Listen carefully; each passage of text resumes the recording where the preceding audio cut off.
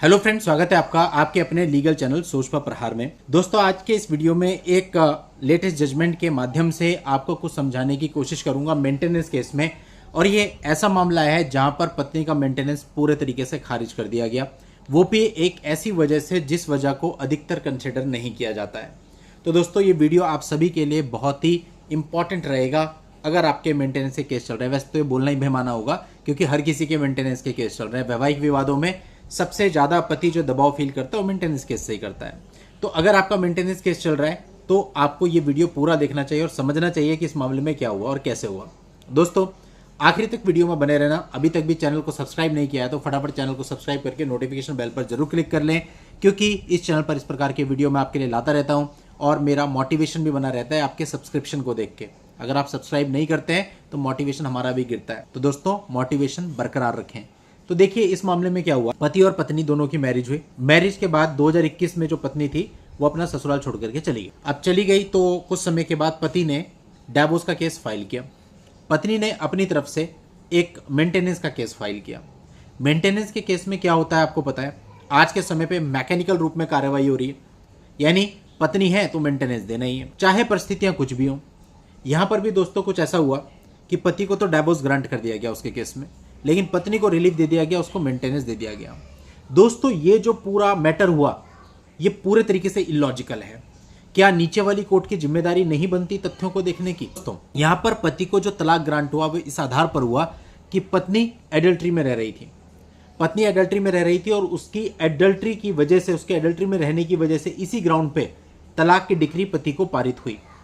अब दोस्तों, दूसरी तरफ फैमिली कोर्ट पत्नी को मेंटेनेंस दिला रही है, जबकि सीधा सीधा सुस्थापित लॉ यह है कि एडल्ट्री में रहने वाली पत्नी को मेंटेनेंस नहीं मिलेगा। और यहां तो एडल्ट्री प्रूव हो चुकी है और खुद कोर्ट ने इसकी डिक्री दी है। तो क्या फैमिली कोर्ट का यह कर्तव्य नहीं बनता कि इस तथ्य को ध्यान में रखता, देखता और जो लॉ कहता है उसके अनुसार काम करता?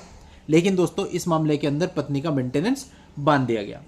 अब पत्नी का जब मेंटेनेंस बंधा तो पत्नी उस मेंटेनेंस के अमाउंट से असंतुष्ट थी, उसको मेंटेनेंस बढ़वाना था। वो 20,000 रुपये प्रति माह मेंटेनेंस चाह रही थी और उसने इस चीज के लिए हाई कोर्ट में याचिका फाइल कर दी। दोस्तों, पति ने भी एक रिवीजन पिटीशन हाई कोर्ट में फाइल करी कि भैया इसका तो मेंटेनेंस बनना ही नहीं चाहिए था। अब हाई कोर्ट में ये पूरा मामला चलना था। अब हाई कोर्ट ने जब ये देखा कि भाई जो पत्नी है वो एडल्ट्री में रह रही है, पति ने जो डिवोर्स का केस डाला था वो डिवोर्स का केस फाइनल भी इसी ग्राउंड पे हुआ, एडल्ट्री के ग्राउंड पे। डिवोर्स एडल्ट्री ग्राउंड पर मिला है तो हाई कोर्ट ने कहा कि भैया जब एक बार कोर्ट ने डिक्री पारित कर दी है तो अब कोर्ट उससे बाहर क्यों जा रही है? उससे बाहर जाना ही नहीं चाहिए, उसी चीज को देखना चाहिए। और कई सारे और मामलों का भी हवाला लिया तो हाईकोर्ट ने कहा कि पत्नी रह रही है एडल्ट्री के अंदर तो उसको तो मेंटेनेंस मिलना ही नहीं चाहिए, दे क्यों दिया? तो पत्नी गई तो थी अपने मेंटेनेंस को बढ़वाने के लिए, लेकिन हुआ क्या, पति ने जो रिवीजन फाइल करी थी उसको एक्सेप्ट करते हुए उसका जो गुजारा भत्ता नीचे वाली कोर्ट ने, फैमिली कोर्ट ने बांधा था, उसको भी खारिज कर दिया गया। दोस्तों, छत्तीसगढ़ हाईकोर्ट ने यहां पर पति की जो पुनरीक्षण याचिका थी यानी रिवीजन पिटीशन थी उसको एक्सेप्ट कर दिया, अलाउ कर दिया, और जो पत्नी ने गुजारा भत्ता को बढ़ाने के लिए पिटीशन डाली थी उसको कर दिया गया रिजेक्ट। अब यहां से पति और पत्नी दोनों को ही कुछ ना कुछ सीखने को मिलता है। पति को यह सीखने को मिलता है कि भैया अगर आपके पास सॉलिड एविडेंस है तो आपको डट करके फाइट करनी चाहिए, और पत्नी को यह सीखने को मिलता है कि अगर गलती अपनी है, यानी आप एडल्ट्री में रह रहे हो, तो भैया जो मिल गया उसी में संतुष्ट हो जाती। और पत्नी को यह समझना चाहिए कि गलती अगर उसके पार्ट पे है तो कहीं ना कहीं जाकर के वो फंसेगी। ऐसा नहीं है कि वुमेन के लिए सारे कानून है इस प्रकार से जो आपको सिखाया पढ़ाया जाता है आज के समय पे उस पर आप आगे बढ़ते चले जाए। कहीं ना कहीं आपकी गलती सामने आएगी, स्पष्ट होगी और फिर आपको नुकसान उठाना पड़ेगा। और ये जो जजमेंट आएगा, हाई कोर्ट का हो या सुप्रीम कोर्ट का हो, ये ऑनलाइन भी डलेगा, हर कोई उसे देख सकता है, पब्लिकली एक्सेस कर सकता है, आपकी बेइज्जती भी होगी। तो दोस्तों, अगर आपका भी इस प्रकार का मामला है जिसमें आपकी पत्नी एडल्ट्री में रह रही है और फिर उसके बाद जाकर के आपसे मेंटेनेंस भी मांग रही है, तो आप इस जजमेंट की मदद ले सकते हैं। दोस्तों, इस पूरे मामले का लिंक आपको इस वीडियो के नीचे डिस्क्रिप्शन में मिल जाएगा, वहां जाके आप इस पूरे मामले को जान सकते हैं।